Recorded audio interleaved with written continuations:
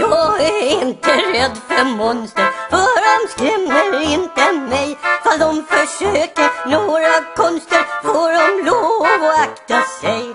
Jag är inte rädd för kottar, för de säger aldrig något. Fast jag är blyg för äppelskrottar och får hicka utav knott. Jag är faktiskt rädd för russin, är det konstigt att förstå.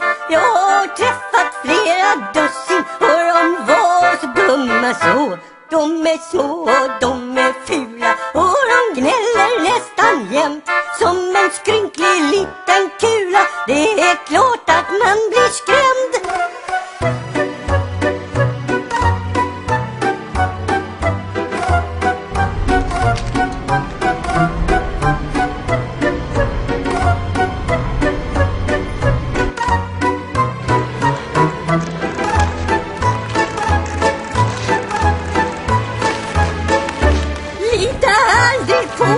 Russin, aldrig någonsin vad du gör.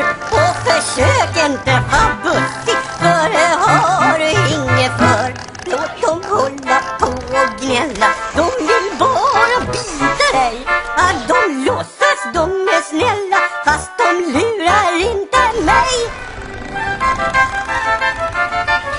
De låtsas de är snälla.